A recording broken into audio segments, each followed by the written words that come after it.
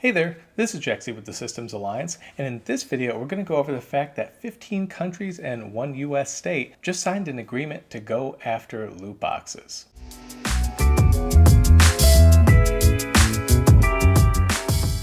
So there's been a lot going on recently in the fight against loot boxes, not just for gamers against publishers, but also countries against publishers. Just late last week, Belgium is now criminally investigating EA over FIFA and their predatory practices with the loot boxes in their FIFA games. Not to mention that Activision Blizzard just had to remove their loot boxes from Overwatch. So these are big games being targeted, and of course we remember when Counter-Strike Global Offensive had to have their loot boxes removed along with Dota 2 from the Steam market. And recently 2K just had their loot boxes removed, and not only are they trying to fight back, but they're actually asking gamers to please contact their political representatives and tell them how much they love loot boxes and how they should keep them in games.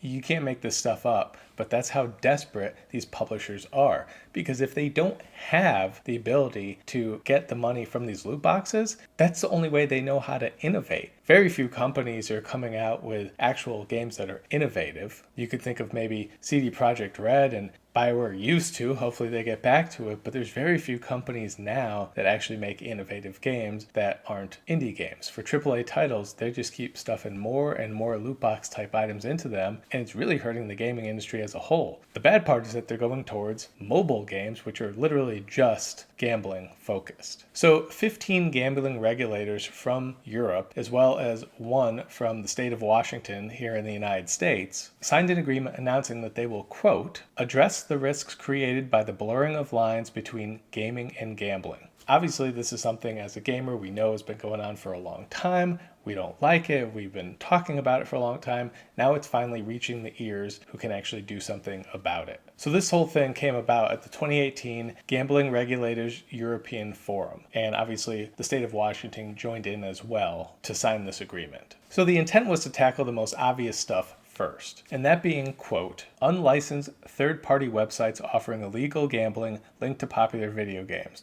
And they say, of course, if you're wondering what this is, think back to skin betting site CSGO Lounge, which allowed users to bet real money on a pot of their CSGO items until Valve cracked down on the site in 2016. Of course, many of these sites still exist, and regulators want both the video games industry and technology platforms to play their part in helping crack down on these websites. Obviously, sure, they shut the big one down, but it's like shutting down Napster back in the day. All that did was pop up a million more. And they pop up because the publishers allow them to, because they keep the gambling aspects in their game. If they took them out, the sites aren't needed. But if they keep doing stuff illegal on their own end, then the websites keep popping back up. More interestingly enough, though, it says it's not going to stop there. The regulators stated game providers must ensure that features within games, such as loot boxes, do not constitute gambling under national laws. This indicates more countries will now examine whether loot boxes can be classified as gambling. This is huge because this has slowly been going on a long time, whether it be the Netherlands, Belgium, Hawaii was looking into it, Australia was looking into it for a bit. All these countries were looking into it. But other than the Netherlands and Belgium, it hasn't really been enforced in too many places. Now it looks like publishers like EA are really going to be in trouble. So the article from Eurogamer goes on to say, the effort appears to be motivated by concerns about consumer protection and the safety of children online. Regulators want parents to be aware of the risks and to talk to their children about how to stay safe. Unlicensed websites offering skins betting can pop up at any time, and children could be gambling with the money intended for computer game products. We encourage video game companies to work with gambling regulators and take action now to address those concerns to make sure that consumers, and particularly children, are protected. So obviously, once again, even though plenty of people now, pretty much all millennials, Gen X, whatever it is, are into video games, still children are the most common, and for them, it's not only illegal to be gambling, but it's also highly immoral for the companies to even offer it to them, because that stuff screws with your head, and if you're screwing with a kid's development at a young age, you're going to get messed up. And as studies are starting to show, loot boxes equals gambling. So just to go down the list of the 15 countries and one state taking part of this whole thing, it is a pretty good list in Europe. Sure, there's some smaller countries in there, but there's some big ones too, and pretty much the heavy hitters. You have Austria, the Czech Republic, France, Gibraltar, Ireland, Isle of Man, Jersey, Latvia, Malta, the Netherlands, Norway, Poland, Portugal, Spain, Washington State, of course, and the United Kingdom.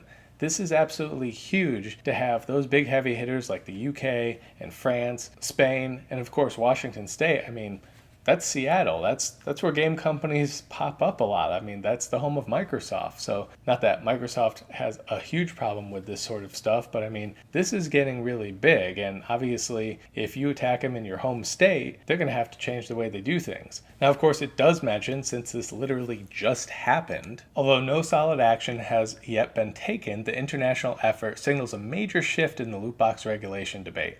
The move comes in the wake of a crackdown on loot boxes by several European countries, including Belgium and the Netherlands, indicating pressure is mounting on publishers who continue to include loot boxes in their games. And that's the whole thing. None of this would have had to happen if the ESRB and video game publishers actually regulated themselves like they say they do and like they say they will. But instead of doing that, all they do is deny that loot boxes have anything to do with gambling. And when you do that and you show that defiance, countries don't like that, especially if you're breaking their laws and especially once parents catch on that you could be harming their children. Saying it's not something when it is doesn't make it so. You can't walk outside in the middle of a rainstorm and say it's not wet and have anyone believe you. EA would beg to differ. Maybe Activision would beg to differ. Maybe 2K would definitely beg to differ. But that's not reality. When you explain exactly what loot boxes are, especially in certain games like FIFA or CSGO or any of them, all you have to do is think about it for 2 seconds and go, yeah, that doesn't seem right. And that definitely doesn't seem like something that kids should be involved in. But because EA kept pushing the envelope, not only with FIFA, but then releasing games like Battlefront 2 and that whole Star Wars debacle, this is what you get. And it's amazing to me that they couldn't see it coming. And they're still trying to fight back. And it's not going to end well for them. And they really better start letting developers that they own, like BioWare, make some really quality games and stop pushing them towards this whole live service, microtransaction, loot box thing, because that's what's going to save them. Is good quality games. Look what Sony just did with Spider-Man. Good quality games, it's what's going to save the gaming industry. Once you lose your ATM that is loot boxes and microtransactions, what do you have left? How are you going to sell your games? How are you going to make your money? Well, really the only way is that you have to put out a good product. And that's something that companies have put off to the side so that they can rip off customers with games like FIFA, trying to pull the stuff with Battlefront 2, CSGO, Dota 2, all that stuff. The fact that the UK previously researched this and didn't necessarily find them to be gambling or at least breaking their laws, the fact that they're going back to it now that there's actual proof and studies out there saying that yes, the same psychological tics that make gambling gambling is the same exact ones that make loot boxes gambling. So EA and all the other publishers really may have screwed themselves on this one, because now that Europe's getting together, it's not looking good, especially when some of the countries who have already signed on are already against it. And the other countries are just trying to get the information to be against it. And once they start sharing everything, say goodbye to FIFA. Say goodbye to the $800 million to $1 billion a year cash cow that EA has going with FIFA. I mean, just forget it. Say goodbye to it. Say goodbye to everything, whether it's The Sims, CSGO, Overwatch, all of those games that have the gambling loot boxes in them. Say goodbye to it. As a gamer, probably start saying hello to, hey, if you want that, it's $3. That's it. There's no gambling. You can choose, is that worth $3? Maybe, yes, no. You can choose to buy it. That's what's going to be going into Anthem, it sounds like, with BioWare. That's what's going to be going into Battlefield 5, it sounds like, with DICE and EA. So we'll just have to see where it goes from here, but definitely great news in the fight against loot boxes, and I definitely look forward to seeing where they go next. So let me know what you think about all this. Do you think this is great news? Do you think something's going to come of this? For a while, it seemed like nothing was going to, or they're going really slow. Of course, then you remember how fast governments work. Not that fast at all. So the fact that within a year from when Chris Lee from Hawaii was doing his thing, getting all the other states together, one of those states was Washington, who did end up signing on to this. So obviously there is progress. Let me know what you think about this. Leave a comment in the comment section below. Like, subscribe, share, and we'll catch you next time.